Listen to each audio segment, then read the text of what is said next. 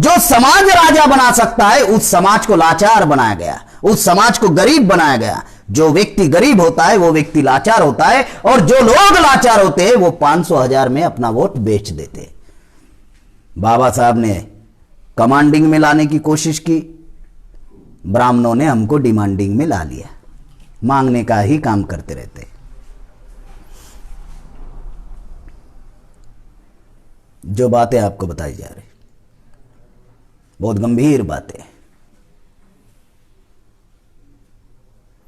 ये वोट का अधिकार राजा बनने का अधिकार है, लेकिन तथाकथित आजादी को आज 72 ईयर्स हो रहे, 72 साल के बाद भी हमारे समाज की गरीबी खत्म नहीं की, लेकिन 500,000 का नोट सेकंड में बंद कर दिया।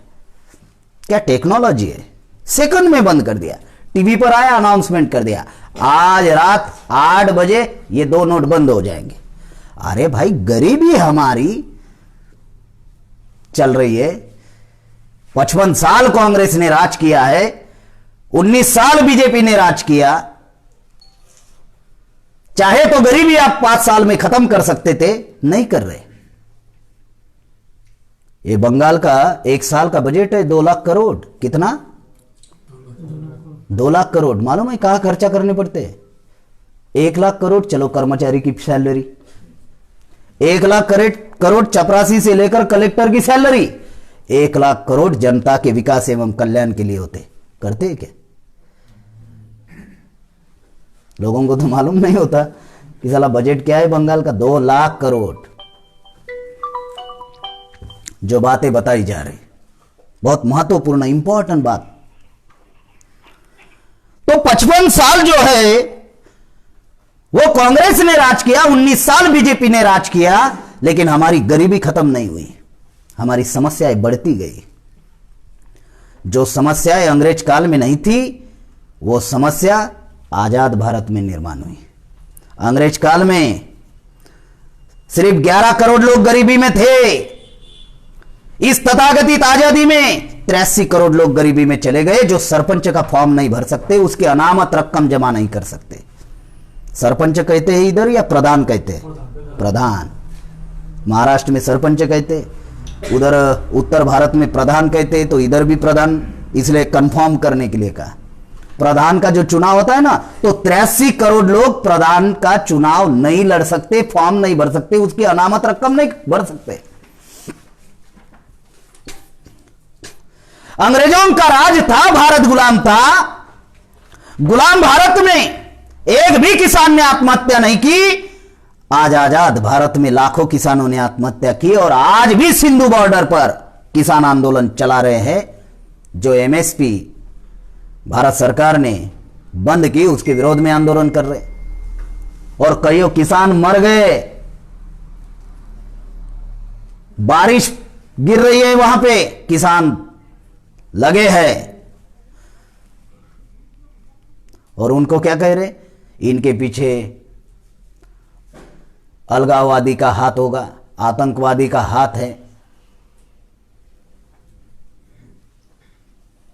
जो बातें आपको बताई जा रही, गुलाम भारत में एक भी महिला के ऊपर बलात्कार नहीं हुआ। आजाद भारत में हर 5 मिनट के अंदर एक महिला के ऊपर अत्याचार होता है।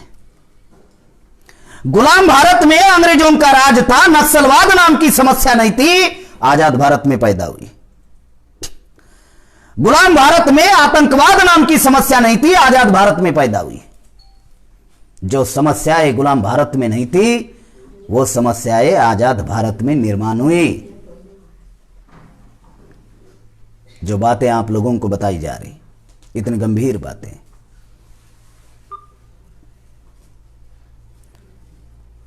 तो साथियों,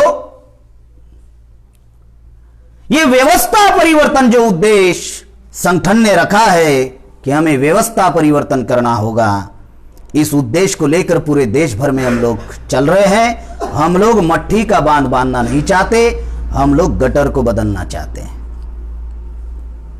और गटर बदलने के लिए थोड़ा समय भी लग सकता है, उतना पेशेंस रखना होगा। हमारे लोग आधे हल्दी में पीले होते या नहीं? अभी हल्दी भी लगाने की जरूरत नहीं, दूर से ही हल्दी दिखा दो, उधर से ही पीला होना शुरू हो जाएगा। पेशेंस रखना होगा। हमारे महापुरुषों से ज्यादा विद्वान नहीं है हम लोग। बाबा साहब अम्बेडकर सार्वजनिक जीवन में 1916 में आए और हमको अधिकार मिले 26 जनवरी 1950 में। कितने साल होते हैं? उतने विद्वान है क्या हम लोग? अगर बाबा साहब सरीका विद्वान व्यक्ति अगर इतने साल उनको लग सकते हैं हमको अधिकार देने के लिए, तो हमें कितना लगेगा? थोड़ा ज्यादा ही लगेगा।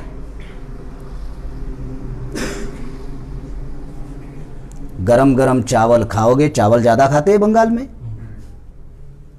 गरम गरम खाओगे तो तकलीफ हो सकती है, तो थोड़ा शांत होने देना पड़ेगा उसको।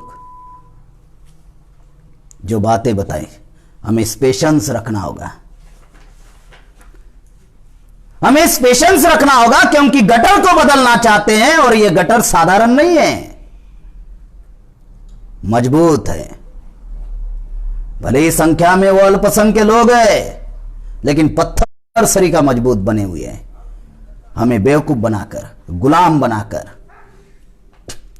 पत्थर को अगर सिर मारोगे तो नुकसान किसका होगा? नहीं मालूम। बाहर कोई पत्थर होगा, जाकर मारकर देखो, किसका होगा नुकसान? सिर का होगा ना। तो जब सिर का नुकसान होगा इतना समझ में आ रहा है, तो पत्थर से क्यों टकराना है?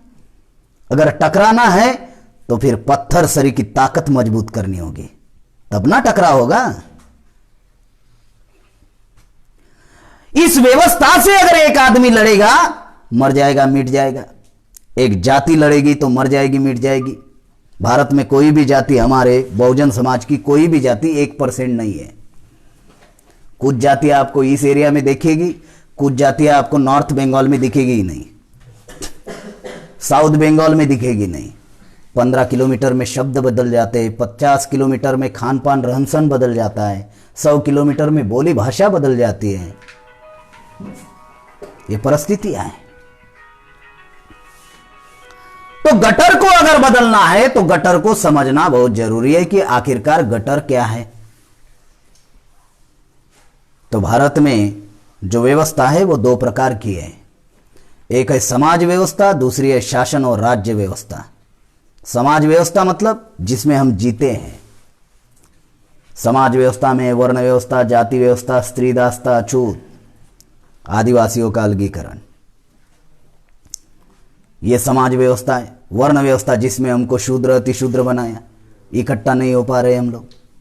दूसरी जाति व्यवस्था, दुनिया में कहीं पर भी जाति नहीं, भारत में जाति है।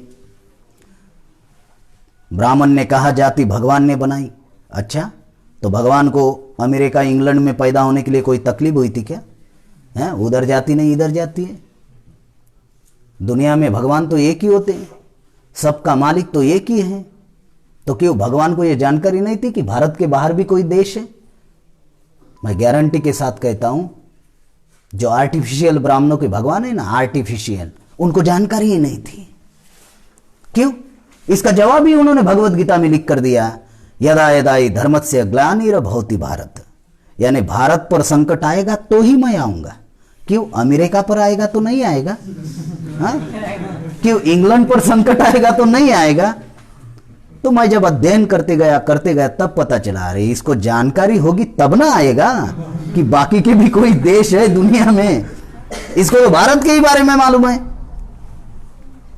और कहा भगवान ने भगवत गीता लिखी। काय के लिखी भाई?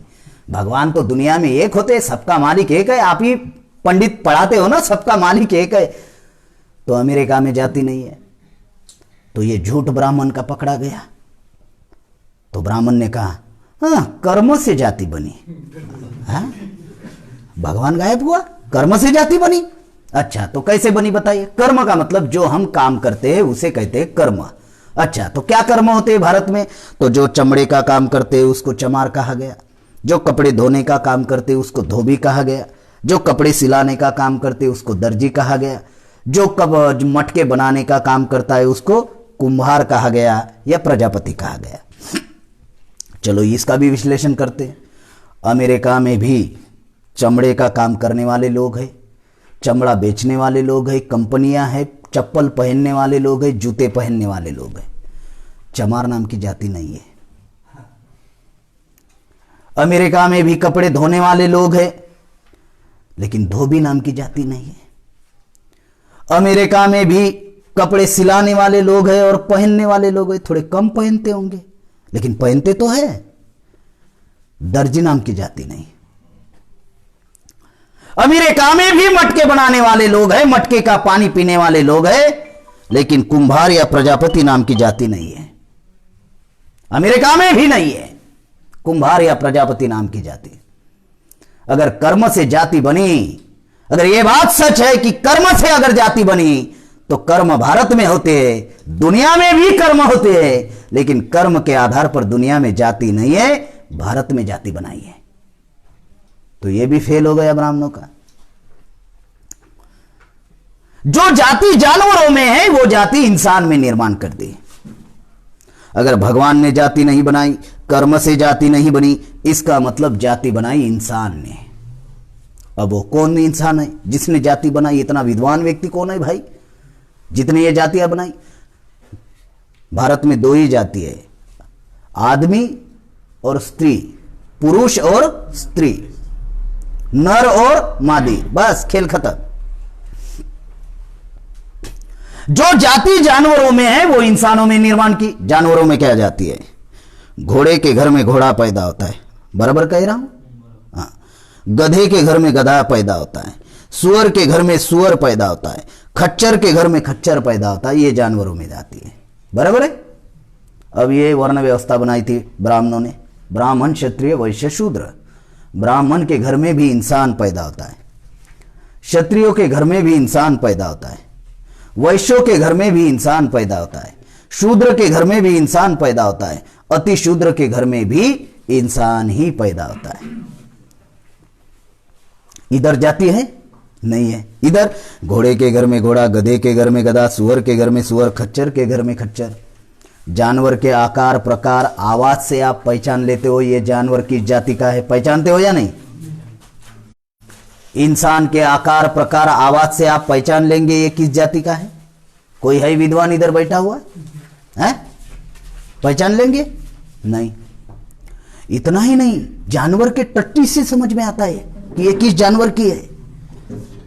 अब इसका उलट कर दो, इंसान के टट्टी से कोई बताएगा ये नमोशूद्राय की है, पेंड्रो की है, बावरी की है, बागदी की है, हाँ, राजवंशी की है, संताल की है, मुंडाओं की है, सरदार की है? कोई बताएगा?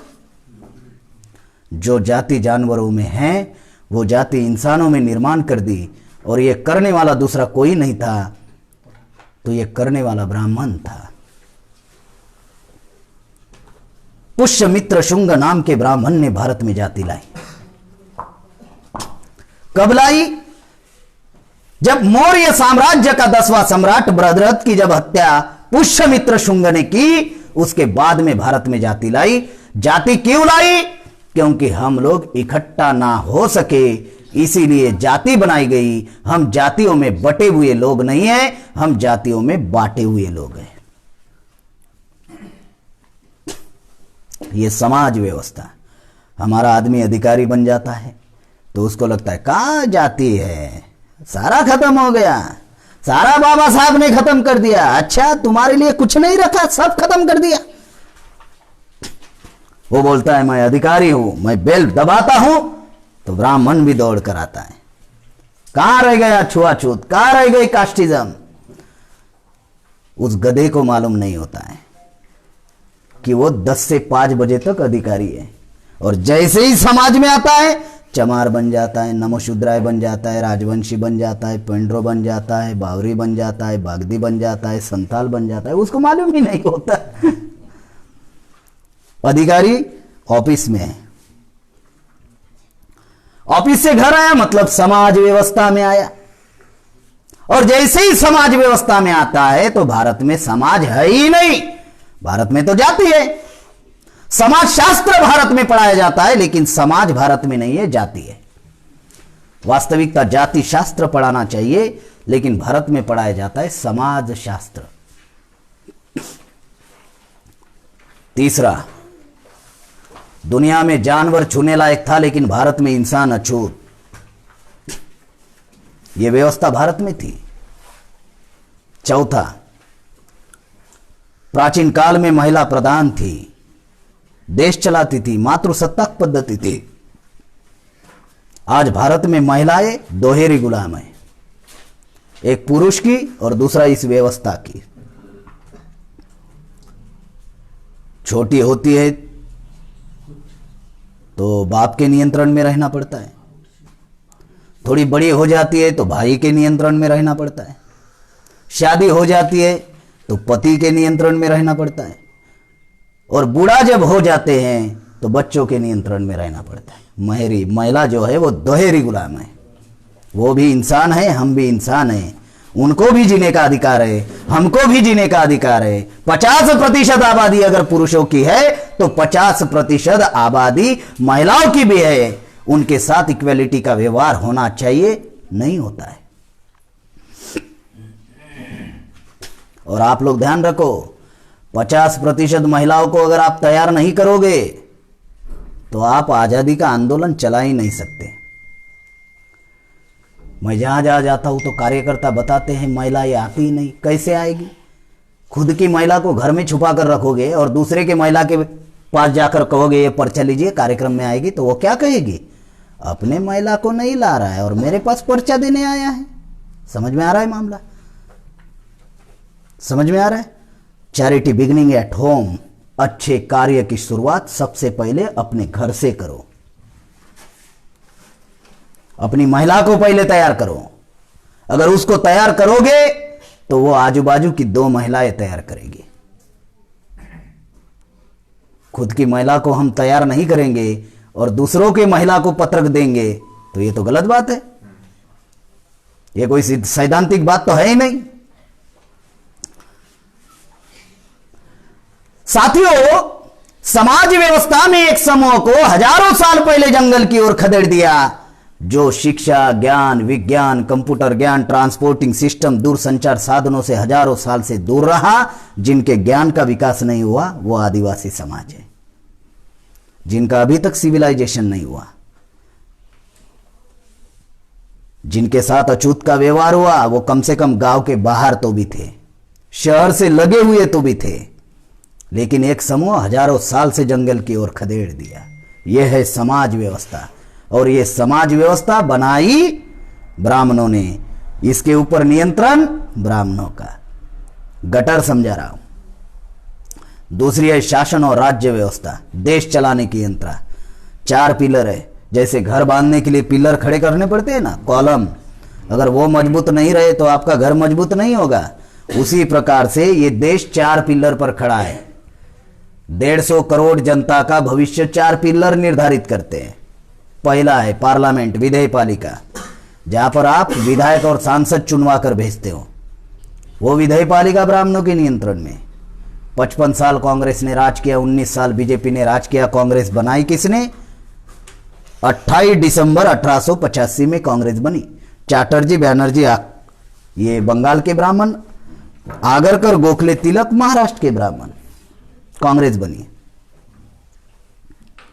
उस कांग्रेस में डॉक्टर केशव बड़ीराम हेडगेवार काम करता था, जो महाराष्ट्र का ब्राह्मण था और विदर्भ का जनरल सेक्रेटरी था। वो 1935 तक कांग्रेस का विदर्भ का जनरल सेक्रेटरी था। उसने 1925 में आरएसएस बनाई। जब आरएसएस बनाई तब 10 साल और कांग्रेस का जनरल सेक्रेटरी था। इसका मतलब कांग्रेस ने ही रिलीज किया हेडगेवार को और आरएसएस बनाने के लिए बोला। उस आरएसएस में श्यामा प्रसाद मुखर्जी आपके बंगाल के ही थे। उन्होंने 1951 में जनसंघ बनाया। श्यामा प्रसाद मुखर्जी भी ब्राह्मण। और 1980 में उस जनसंघ का नाम अटल बिहारी वाजपेयी और अडवाणी ने भारतीय जनता पार्टी रखा, जिनको बीजेपी कहते हैं। अब रिश्तेदारी देखो इनकी। ये कांग्रेस है, इन्होंने आरएसएस बनाई और आरएसएस ने बीजेपी बनाई। अब रिश्तेदारी में क्या हुआ? कांग्रेस दादी हुई, आरएसएस लड़का हुआ और ये बीजेपी पोता। दादा जाता है, पोता आता है, या दादी जाती होंगी, पोती आती होंगी। और दादा आना चाहिए या पोता आना चाहिए, यह निर्धारित बाप कर रहा है, आरएसएस। लेकिन कोशिश यही रहती है उनकी कि ब्राह्मण ही आना चाहिए। चाहे वो कांग्रेस का हो या चाहे वो बीजेपी का। संख्या कितनी है? 3.5%। देश पर राज कर रहे हैं। 3.5% ब्राह्मण। ब्राह्मण के नाम पर अगर चुनाव लड़ता है ना किसी गांव में, तो ग्राम पंचायत का सदस्य नहीं बन सकता, वो देश का प्रधानमंत्री चुन रहा है। कैसे चुन रहा है? तो उनके दो षड्यंत्र है। एक है विभाजन, जिसकी वजह से हम इकट्ठा नहीं होते, और दूसरा है अज्ञानता। उनका षड्यंत्र समझ में नहीं आता। अज्ञानता इतनी फैली हुई है। विभाजन जो आपको बताया, वर्ण व्यवस्था, शूद्र, अतिशूद्र, जाति व्यवस्था, ये विभाजन है जिससे इकट्ठा नहीं होते। अगर नमो शूद्राय की मीटिंग लगाई जाए तो राजवंशी नहीं आता, राजवंशी की मीटिंग लगाई जाए तो बावरी नहीं आता, बावरी के लगाओ बागदी नहीं आता। ये परिस्थितियां निर्माण की कि ये इकट्ठा नहीं होना चाहिए, इकट्ठा नहीं होना चाहिए। आपको क्या चाहिए? आपके जाति को क्या चाहिए? बताइए क्या चाहिए, वो ले लो। इकट्ठा आने का अभियान मत चलाओ, जो चाहिए वो ले लो।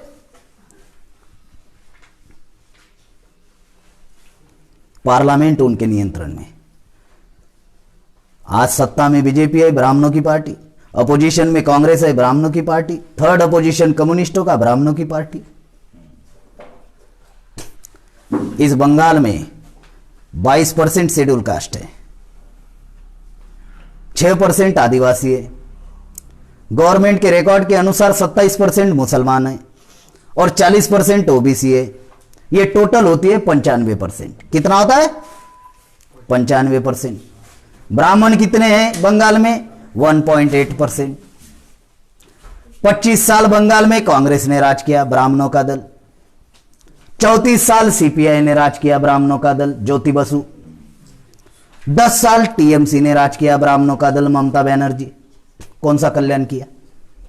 हम 95% लोग हैं, हमारी किसी समस्या का समाधान हुआ? सबसे ज्यादा गरीबी भारत में बंगाल में है। सबसे ज्यादा गरीबी, सबसे ज्यादा देह व्यापार बंगाल में होता है। भारत में जितने भी राज्य है उनसे ज्यादा। और भारत में बंगाल ही एकमात्र ऐसा राज्य है जहां पे आदमी आदमी को धोता है, धो रहा है, खींच रहा है। रेलवे स्टेशन के पास जो लगे रहते हैं ना, इंसान इंसान को खींचते हुए जा रहा है जैसे जानवर जाते हैं खेती में। यह बंगाल ही एकमात्र राज्य है। तो 25 साल कांग्रेस ने राज किया तो कौन से समाधान किया? 34 साल कम्युनिस्टों ने राज किया तो कौन सा समाधान किया? कम्युनिस्ट वाले सर्वहारा की बात करते हैं, चिल्लाते रहते हैं। क्या किया उन्होंने? अगर 10 साल अगर दीदी ने राज किया तो उन्होंने कौन सा परिवर्तन लाया?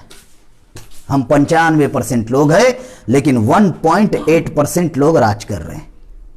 1% लोग राज कर रहे हैं बंगाल में। जो बातें आपको बताई जा रही, इतनी गंभीर बातें हैं, इसको समझना बहुत जरूरी है। 294 विधानसभा की सीटें बंगाल में। सरकार बनाने के लिए 148 चाहिए। ब्राह्मण बना सकता है, ब्राह्मण के नाम पर चुनाव लड़ेगा तो 148 सीटें जीत पाएगा? नहीं जीत पाएगा। शेड्यूल कास्ट के 68 सीटें रिजर्व है, कोई खड़ा नहीं होगा, शेड्यूल कास्ट ही होगा। आदिवासी की 16 सीटें रिजर्व है, दूसरा कोई खड़ा नहीं होगा, आदिवासी होगा। टोटल होती है 84। गवर्नमेंट कह रहा है 27% मुसलमान है, मुझे जानकारी मिली 30-35% मुसलमान है। अगर मुसलमानों की अगर 50 सीटें मिलाया जाए तो ये टोटल होगी 134 सीटें। सरकार बनाने के लिए चाहिए कितने? 148। अगर एससी एसटी और मुसलमानों का अगर गठबंधन हो जाए और जो 40% ओबीसी है सिर्फ 10-20% आ जाए तो यहां पर सरकार किसकी बनेगी? किसकी बनेगी? राज कौन कर रहा है? ब्राह्मण।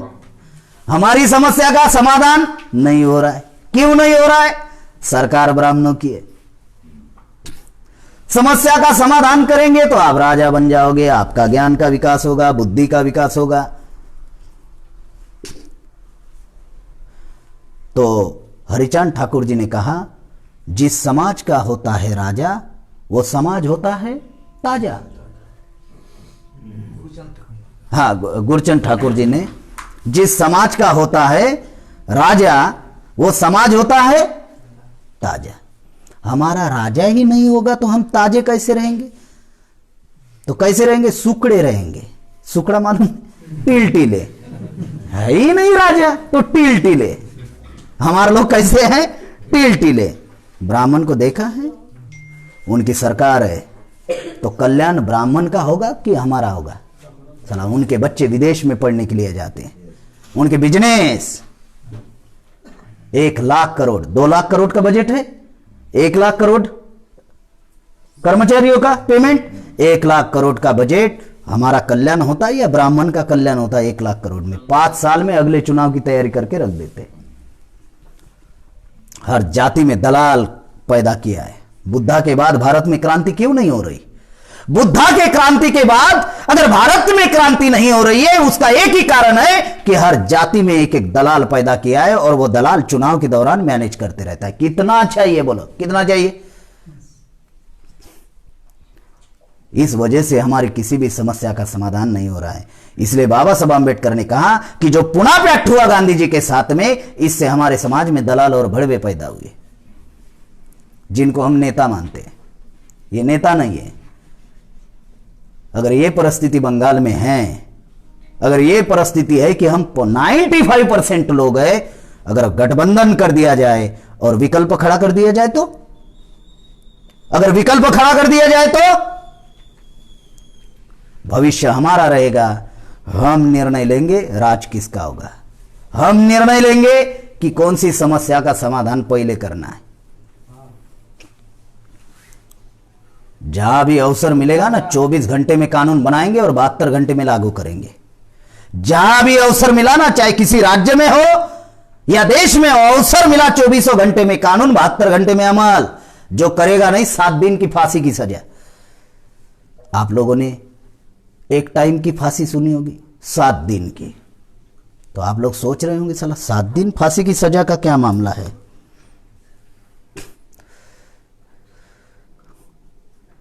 जो अच्छे चीज का विरोध करेगा और जो गलत काम करेगा उसको 7 दिन लटका कर रखेंगे और बोर्ड लगाएंगे बड़ा, इसने ये काम किया इसलिए इसको 7 दिन की सजा मिली। तो लोग जाएंगे पढ़ेंगे, अरे इस वजह से मिली क्या? तो दोबारा कोई हिम्मत, 7 दिन लटका रहेगा। कुछ भी कर सकते हो। अत्याचार कैसे खत्म नहीं होगा? कुछ भी कर सकते हो। विधेय पालिका उनके नियंत्रण में। 3.5% ब्राह्मणों की 5 राष्ट्रीय लेवल की पार्टियां हैं, Congress, BJP, CPI, CPM, Trinamool Congress. 85% Bahujan Samaj. कुछ नहीं है। जिनको आप नेता मानते हो क्षेत्रीय नेता बन गए। जिनको आप नेता मानते हो क्षेत्रीय नेता बन गए।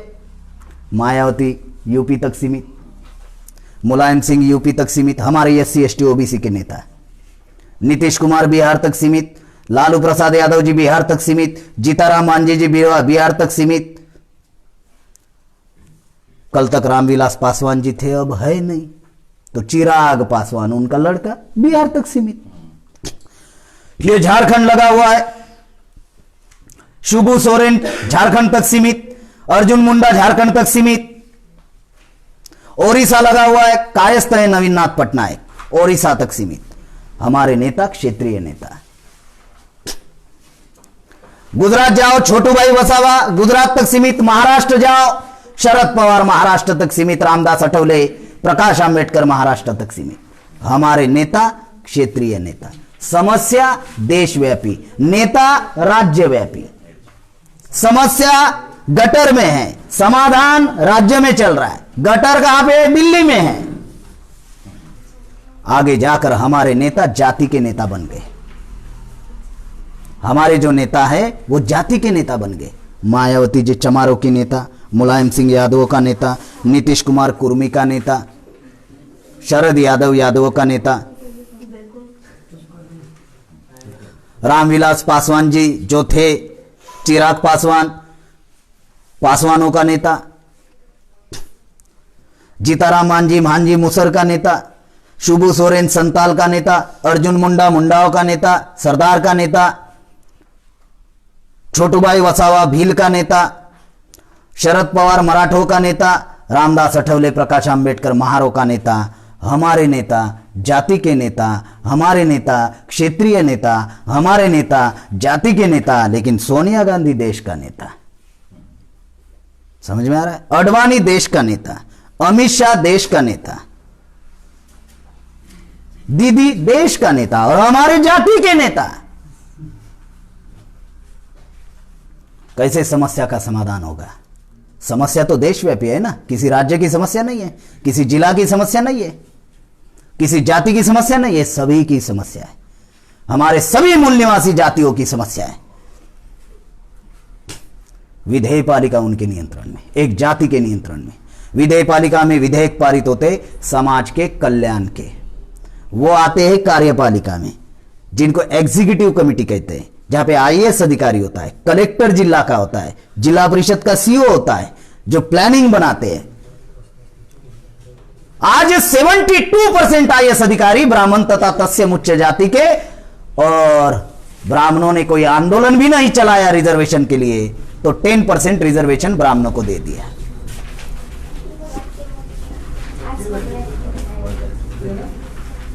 धीरे धीरे जाइए। 10% जो रिजर्वेशन है वो ब्राह्मणों को दे दिया। अब 72% पहले से ही है, 3.5% लोग हैं और 72% आईएएस अधिकारी पहले है। अब 10% दे दिया, 82%। हर साल देश को चलाने के लिए हर साल 4,500 आईएएस अधिकारी लगते हैं, हर साल। SC ST 22.5% है, 4,500 में 22% निकाल लो, 1,024 होते हैं, हमारे 600 के आसपास है।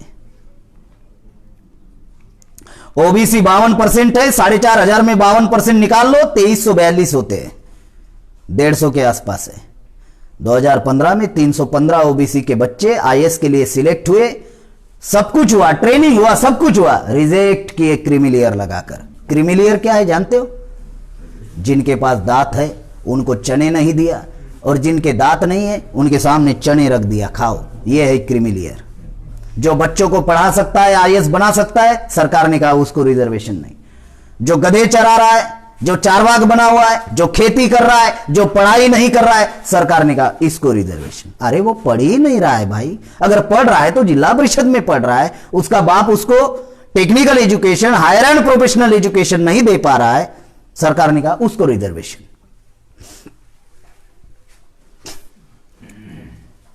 कार्यपालिका उनके नियंत्रण में, एक जाति के नियंत्रण में।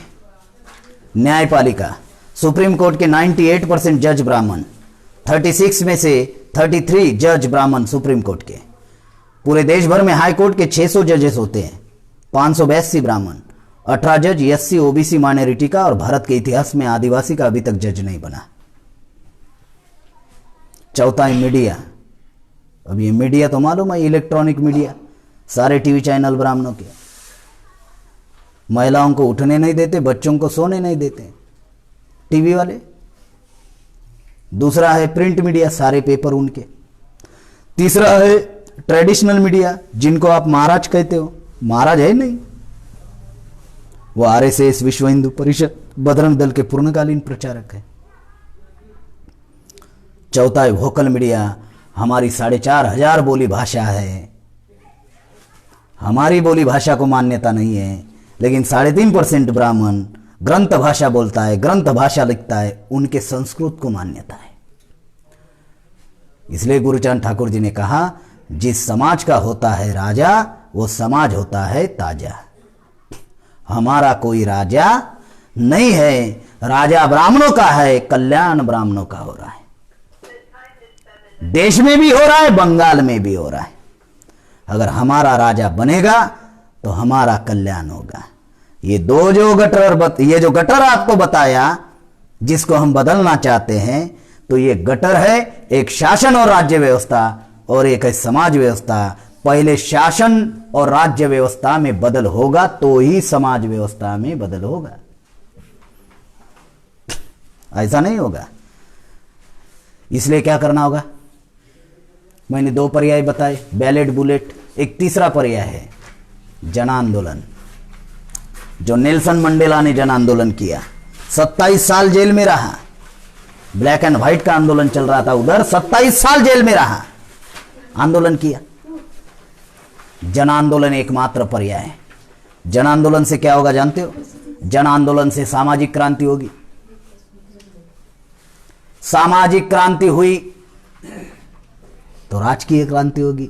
राजकीय क्रांति से राजकीय क्रांति से आर्थिक क्रांति होगी, सांस्कृतिक क्रांति होगी, धार्मिक क्रांति होगी। क्योंकि पहले सम्राट अशोक नहीं आएंगे, पहले तथागत बुद्ध ही आएंगे, उसके बाद में सम्राट अशोक आएंगे। हमारे लोग उल्टा सोचते हैं, नहीं नहीं पहले सम्राट अशोक, अच्छा पहले बुद्ध ही आएगा। इस देश में वामन मेश्राम साहब सामाजिक क्रांति का आंदोलन चला रहे हैं।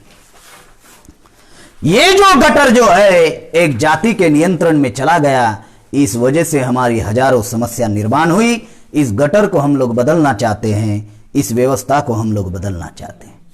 इसलिए बामसेप पूरे देश भर में काम कर रहा है। ये एक कारण कि बामसेप क्यों बनाई गई। अब दूसरा कारण कर्मचारियों के लिए है, लेकिन कर्मचारियों के लिए काम नहीं करता। आपको लगा होगा मैं भूल गया, 15 साल से यही काम कर रहा हूं, मैं कोई चीज भूलता नहीं। कर्मचारियों का संगठन है, लेकिन कर्मचारियों के लिए काम नहीं करता। क्यों नहीं करता?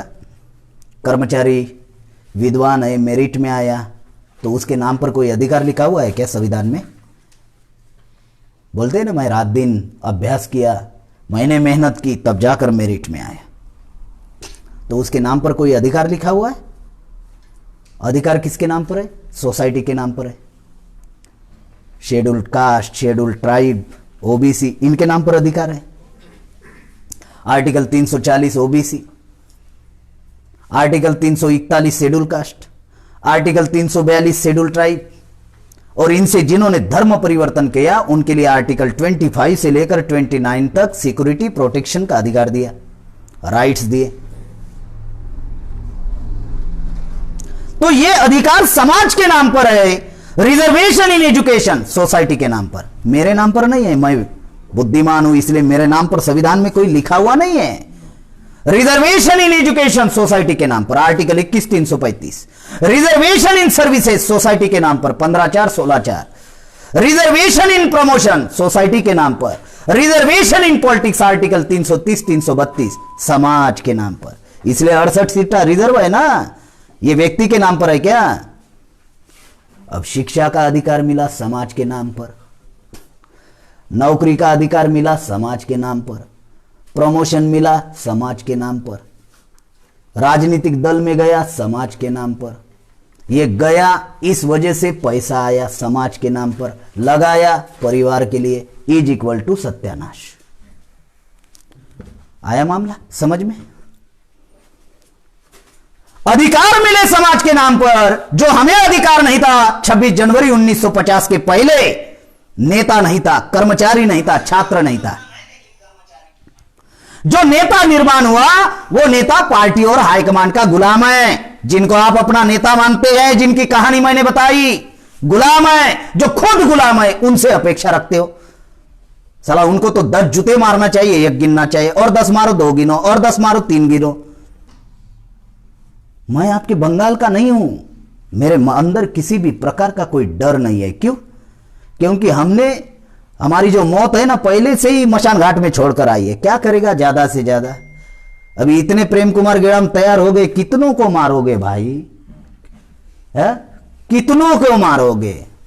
बहुत तैयार हो गए, अब मरने का कोई डर नहीं।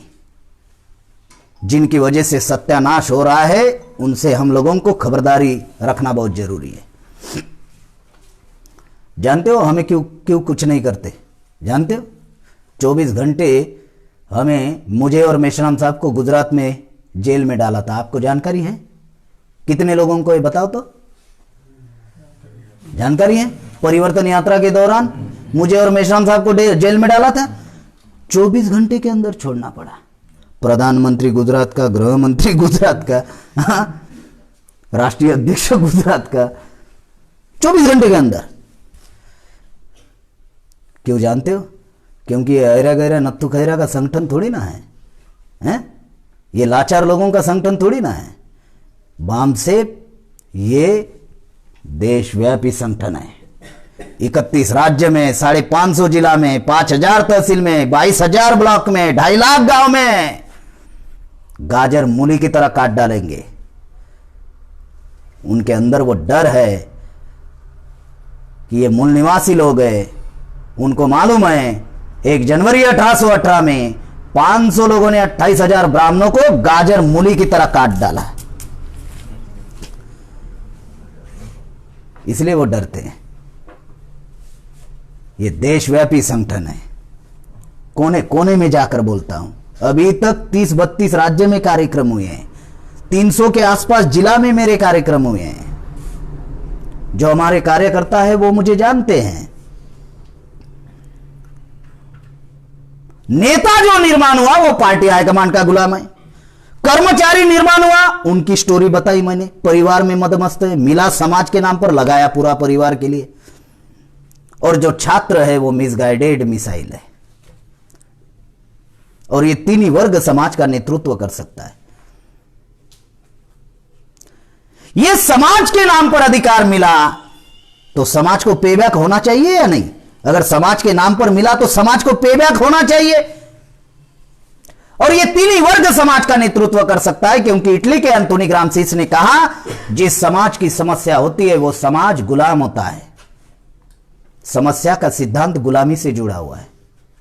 जिस समाज की समस्या होती है वो समाज गुलाम होता है।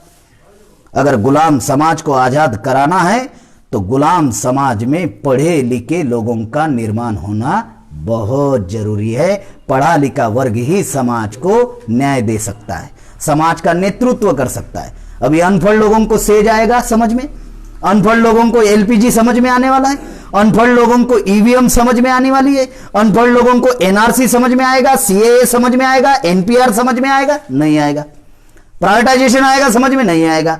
भूमि अधिग्रहण आएगा? नहीं आएगा। रिजर्वेशन आता है उनको समझ में?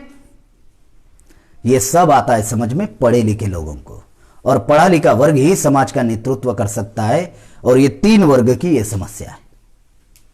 तो जिनको समाज के नाम पर मिला तो उनको समाज को पेबैक करना होगा। समाज के नाम पर मिला, कास्ट सर्टिफिकेट क्यों जोड़ा भाई? वैलिडिटी क्यों जोड़ी? समाज के डॉक्यूमेंट्स क्यों जोड़े नौकरी के वक्त? आने वाले दिनों में पूछा जाएगा कर्मचारी को, जो बोलेगा ना मैं कुछ नहीं दूंगा, अच्छा कुछ नहीं देगा, कुछ नहीं देगा, तो सर्टिफिकेट क्यों जोड़ा? अगर इतना विद्वान था अपने बलबूते पर तो समाज के सर्टिफिकेट नहीं जोड़ना था। अगर आप विद्वान हैं, आपके दादा परदादा नालायक थे कि जो चपरासी नहीं बन पाए और आप खुद डॉक्टर बन गए? क्योंकि दादा को अवसर नहीं था, अपॉर्चुनिटी नहीं थी। ये अपॉर्चुनिटी, ये अवसर हमको मिला, इसलिए मैं पीजी का स्टूडेंट हूं। मैं 1 मिनट के लिए सोचता हूं, मेरा दादा अगर पीजी का स्टूडेंट होता तो मैं यहां पर होता, भाषण दे रहा होता, किसी भी शायद कोई डायग्नोसिस इंस्टीट्यूट में। लेकिन हमारे दादा परदादा को यह अपॉर्चुनिटी नहीं मिली, क्योंकि यह अपॉर्चुनिटी ब्राह्मणों ने खत्म की थी। हमारे लोगों को कोई अधिकार नहीं था, क्योंकि मनुस्मृति में लिखा हुआ था शूद्र अति शूद्र को पढ़ने का अधिकार नहीं होगा।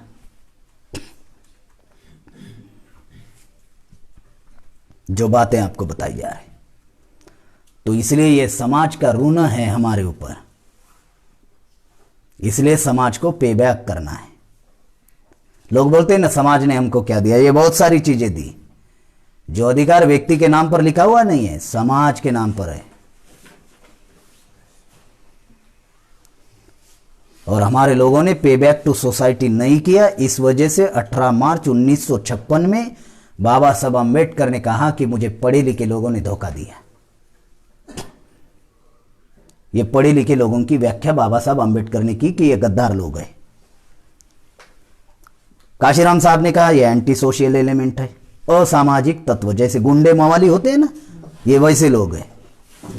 वामसिक जिन्होंने बनाई, खापर्डे साहब ने कहा ये तेल लगाए हुए पहलवान है। मालूम है तेल लगाए हुए पहलवान ये किसी के हाथ में नहीं आते, क्योंकि हाथ फिसलता है। पीबी सावंत सर है महाराष्ट्र के, जो सुप्रीम कोर्ट के जस्टिस थे, उन्होंने कहा पढ़ा लिखा वर्ग महापुरुषों के विचारों के विरोध में काम करने वाला वर्ग पढ़ा लिखा वर्ग।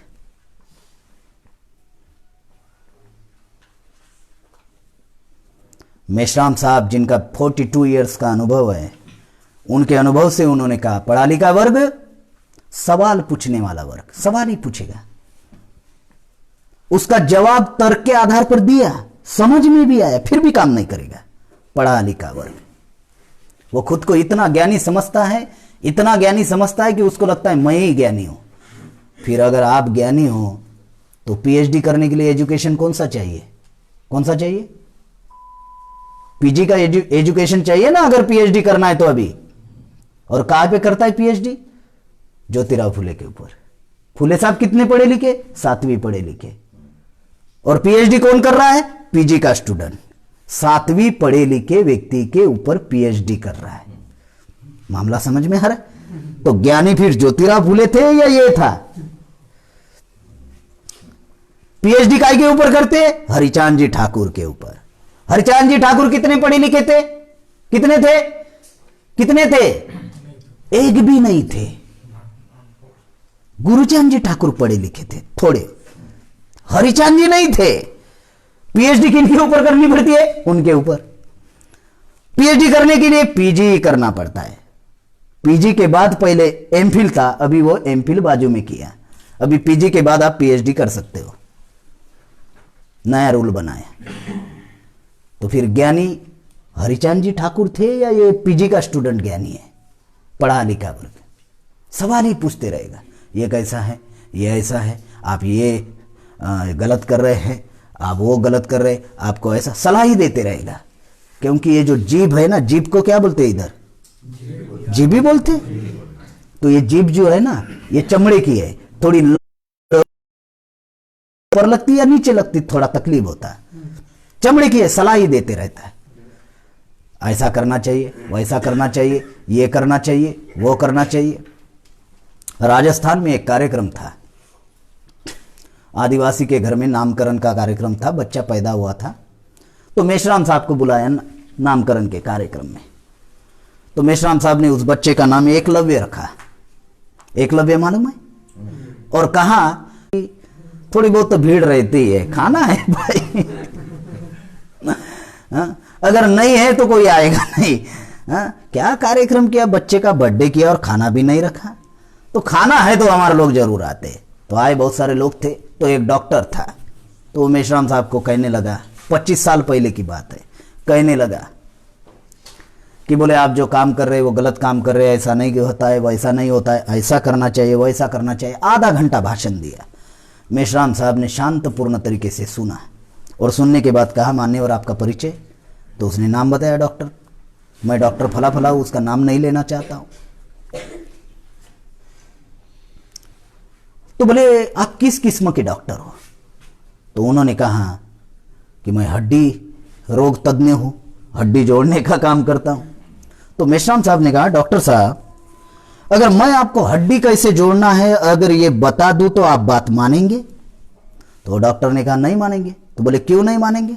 तो बोले आपने कोई डिग्री नहीं ली है, आपने कोई पढ़ाई नहीं की है, हड्डी कैसी जोड़नी है? तो बोले कैसा मानूंगा मैं? तो बोले डॉक्टर साहब मैं आपको सलाह दे रहा हूं हड्डी कैसी जोड़नी है, तो आप मान नहीं रहे हो। आधे घंटे से मुझे आप सलाह दे रहे थे आंदोलन कैसे चलाना है। तो बोले कोई आंदोलन शास्त्र की किताब कहीं पर पढ़ी है क्या? किसी यूनिवर्सिटी, कॉलेज में, स्कूल में आंदोलन शास्त्र पढ़ाया जाता है भारत में? जब पढ़ाया नहीं जाता है तो आंदोलन शास्त्र का ज्ञान आपको कैसे हुआ? जब आप समाज में जाकर काम ही नहीं कर रहे हो और आप मुझे सलाह दे रहे हो, जो मैं इतने सालों से झक मार रहा हूं समाज में, और आप मुझे सलाह दे रहे हो कि आंदोलन कैसे चलाना है, तो मैं मान लूं। और मैं सिर्फ बता रहा हूं हड्डी कैसे जोड़नी है, वो आप नहीं मान रहे हो। मामला समझ में आया? पढ़ा लिखा वर्ग 10 से 5 नौकरी करेगा, घर में रहेगा। उसको बोलो कि चलो समाज का काम करेंगे, समाज के नाम पर नौकरी मिले, नहीं समय नहीं है। अच्छा कब आएगा? रिटायर्ड होने के बाद तो यूं ही आ जाऊंगा। रिटायर्ड हो गया फिर जाओ, चलो नहीं अभी घुटने दर्द दे रहे हैं। अच्छा पोता है छोटा, उसको संभालना पड़ता है। अच्छा, अगर पोता नहीं है तो फिर टॉमी जो होता है ना, उसको घुमाने के लिए। ये चरित्र है, ये कैरेक्टर है। इस वजह से क्या हुआ कि जो अधिकार हमको मिले संविधान में, वो अधिकार हम लोग बचा नहीं पाए। आज संविधान समाप्त हो चुका है, खत्म हो चुका है, एक अधिकार बचा हुआ है। ध्यान रखो, बहुत खास बात बता रहा हूं। आज संविधान समाप्त हो चुका है, एक अधिकार बचा हुआ है, और वो अधिकार है बोलने का, freedom of speech and freedom of expression. अगर ये खत्म हो जाए तो फिर वही दिन आने की संभावना है जब आगे मटका और पीछे झाड़ू था। अब नई टेक्नोलॉजी है, शायद टेक्नोलॉजी हो सकती है नई, अब क्या होगा मुझे जानकारी नहीं, लेकिन सिर्फ एक अधिकार अभी बचा हुआ है, बाकी सब खत्म हो गए। आपके संविधान को हाथ लगाए बगैर अधिकार खत्म कर दिए। रिजर्वेशन गवर्नमेंट सेक्टर में, उसी गवर्नमेंट सेक्टर का प्राइवेट में रूपांतरण कर दिया। रेलवे बेच दी, अभी 10 रुपए प्लेटफॉर्म टिकट था, अभी 50 हो गया। लॉकडाउन में 15 डिपार्टमेंट गवर्नमेंट के बेच दिए। अब ठेकेदार है, मालिक है, वो निर्धारित करेगा ना कर्मचारी कौन सा रखना है नहीं रखना है, पेंशन देना है नहीं देना है, सैलरी कितनी देनी है, काम 8 घंटे का रखना है या बढ़ाना है, वो निर्धारित करेगा ना, मालिक जो है वो निर्धारित करेगा। साथियों, समस्याएं बहुत उग्र रूप धारण कर रही है और समय हमारे पास बहुत कम है। 10 साल का टाइम बॉम्ब कार्यक्रम है। आज मेश्राम साहब की उम्र 64 है। अगर लीडरशिप के नेतृत्व को लेकर अगर आप लोग गंभीर नहीं है तो हम लोग आने वाली हजारों पीढ़ियां जो है ना, वो गुलामी में जाने वाली है। इसीलिए हम लोगों को 6 लाख गांव में पहुंचना होगा। अगर एक गांव में 50 लोग तैयार करते हैं तो 6 लाख गांव में 3 करोड़, 100 लोग तैयार करते हैं तो 6 लाख गांव में 6 करोड़, 150 लोग इस विचारधारा के तैयार करते हैं तो 6 लाख गांव में 9 करोड़, 200 करते हैं तो 12 करोड़, 250 करते हैं 15 करोड़। अगर 300 लोग अगर 6 लाख गांव में तैयार किए तो 18 करोड़ लोग होंगे।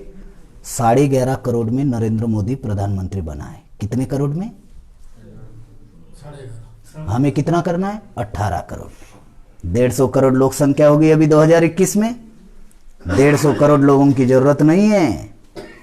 18 करोड़ लोग अगर इकट्ठा कर दिया जाए और एक ही दिन एक ही समय पर अगर इस देश की ट्रांसपोर्टिंग सिस्टम बंद कर दिया जाए, कुछ नहीं चलेगा। तो 6 लाख गांव, आप सोच रहे होंगे साला ये तो बड़ा मामला बता रहे हैं, तो आपको 6 लाख गांव के बारे में सोचना नहीं है। 6 लाख गांव के बारे में संगठन सोचेगा। आपको सिर्फ आपके जिला के, आपके एरिया के बारे में सोचना है। मामला समझ में आ रहा है? कार्ल मार्क्स की जब मृत्यु हुई तो उनके अंतिम यात्रा में सिर्फ 13 लोग थे। कितने थे? बाबा साहब की मृत्यु हुई तो कितने लोग थे? लाखों लोग थे। लाखों लोगों ने क्या किया? रोया, हमारा मसीहा चला गया। बम रोए, रोते रोते घर वापस आए। फिर क्या किया? बाबा साहब का फोटो लाया, फिर हार चढ़ाया। फिर क्या किया? त्रिशरण किया, पंचशील किया, साधु साधु साधु, खेल खत्म। कार्ल मार्क्स के अंतिम यात्रा में 13 लोग थे। उन्होंने क्या किया जानते हो? 13 लोगों ने एक भी आंसू नहीं बहाए। 13 लोगों ने निर्णय लिया और अलग अलग देशों में फैल गए। आज आधी दुनिया में कार्ल मार्क्स का विचार है या नहीं?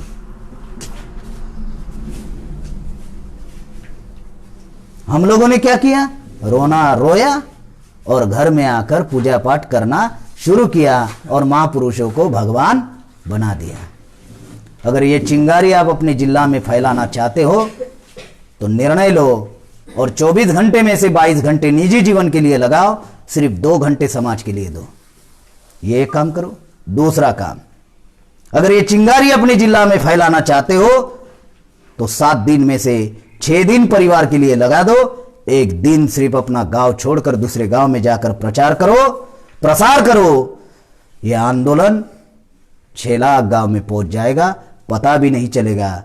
मैं 10 साल कह रहा हूं, अगर ऐसा हर व्यक्ति ने निर्णय लिया तो ये 5 साल में भी काम हो सकता है। इस देश में जन आंदोलन होना बहुत जरूरी है और आप लोग इस जन आंदोलन के शिल्पकार बनोगे। इतिहास में हम लोग ऐतिहासिक लोग बनेंगे। जो जन आंदोलन की तैयारी, आजादी आंदोलन की तैयारी वामन मेश्राम साहब के नेतृत्व में चल रही है, उस आंदोलन में आप साथ और सहयोग देंगे। इसी आशा और विश्वास के साथ आपने मेरी बात ध्यान से सुनी, इसलिए सबका आभार।